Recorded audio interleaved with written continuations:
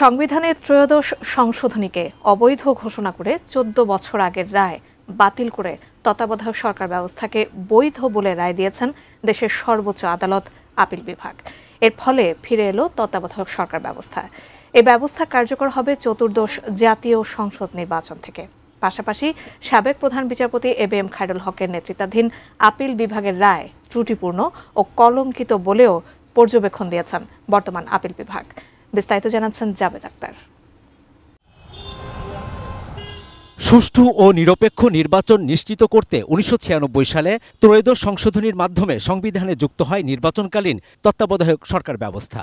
২০১১ সালের ১০ মে তা বাতিল করে রায় দেন তখনকার প্রধান বিচারপতি এবিএম খায়রুল হকের নেতৃত্বাধীন আপিল বিভাগ। সেই রায়টি ছিল একটি সরকারের উদ্দেশ্যকে বাস্তবায়ন করার জন্য। এই রায়ের উপরে ভিত্তি করে সংবিধান সংশোধন করে ফেলেছিলেন। এই রায় লেখার ক্ষেত্রে খায়রুল হক সাহেব সহ তার যারা সহযোগী ছিলেন তারা দণ্ডবিধির ২১৯ ধারায় অপরাধ করেছেন।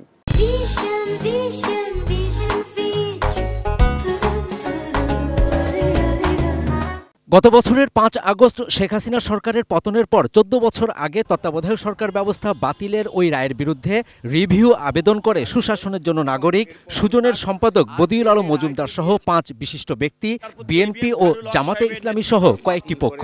আপিল বিভাগের যে রায় ছিল, প্রধান বিচারপতি ডক্টর সৈয়দ রেফাত আহমেদের নেতৃত্বাধীন ৭ সদস্যের পূর্ণাঙ্গ আপিল বেঞ্চে গত ২১ অক্টোবর থেকে শুরু হয়ে ১১ নভেম্বর পর্যন্ত রাষ্ট্রপক্ষ সহ সব পক্ষের আপিল ও রিভিউ আবেদনের শুনানি শেষ হয়। বৃহস্পতিবার ত্রয়োদশ সংশোধনী বৈধ ঘোষণা করে রায় দেন সর্বোচ্চ আদালত। অ্যাপেলেট ডিভিশন আগে যে জাজমেন্ট দিয়েছিলেন যে তত্ত্বাবধায়ক সরকার বাতিল, সর্বসম্মতিক্রমে সেই রায়টাকে বাতিল করেছেন। ফলে তত্ত্বাবধায়ক সরকার ব্যবস্থা পুনর্বহাল হলো। ত্রুটিপূর্ণ বলেই, কলঙ্কিত বলেই ওই রায়টা বাতিল করা হয়েছে। রিভিউয়ের মাধ্যমে যখন এটা রেস্টোর্ড হলো ত্রয়োদশ সংশোধনীর উপরে, এটা এখন past and close chapter. Second review আমাদের আইনে পারমিট করে না। আবার তত্ত্বাবধায়ক ব্যবস্থা ফিরে এসেছে। সারা বাংলাদেশের মানুষের জন্য মনে হয় যে একটা ঈদের দিন।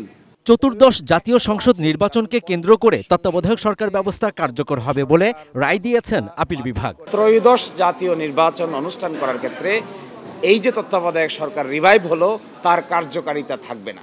তার কার্যকারিতা থাকবে প্রসপেক্টিভলি, অর্থাৎ চতুর্দশ যে সংসদ নির্বাচন হবে সেই সময় থেকে। কারণ ৫৮C ধারায় সুস্পষ্টভাবে লেখা আছে যে সংসদ ভেঙে দেওয়ার ১৫ দিনের মধ্যে তত্ত্বাবধায়ক সরকার গঠিত হতে হবে, এবং আমাদের সংসদ ১ বছরেরও বেশি আগে ভেঙে দেওয়া হয়েছে। নির্বাচন ব্যবস্থাকে নির্বাসনে পাঠিয়ে দেওয়া হয়েছিল, যার ফলে তিনটি নির্বাচন আমাদের বিতর্কিত নির্বাচন হয়েছে, জালিয়াতি নির্বাচন হয়েছে। তো আমরা আশা করি তার অবসান ঘটবে। এই প্রথম মনে হয় কোনো একটা রাজনৈতিক এবং কোনো একটা বিষয় যেটা সুপ্রিম কোর্টে গড়ালো এবং যে ক্ষেত্রে সমস্ত ব্যক্তি এবং রাজনৈতিক দলের ঐক্যমত্য প্রতিষ্ঠিত হয়েছে। তত্ত্বাবধায়ক সরকার বা সাংবিধানিক কোনো বিধান কোরআন বা বাইবেল না। ২০ বছর পরে যদি মনে করে মানুষ এই ব্যবস্থা পচে গলে গেছে, এর থেকেও ভালো কোনো ব্যবস্থা গণতন্ত্র সংরক্ষণের জন্য প্রয়োজন, সেটা অবশ্যই পার্লামেন্টের একটা ডিসক্রিপশন থাকবে।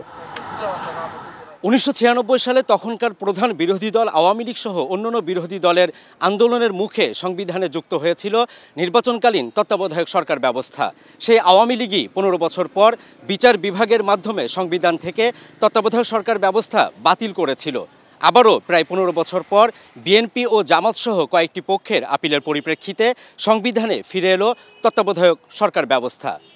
Jabed Akhtar, ATN news, supreme court, Dhaka.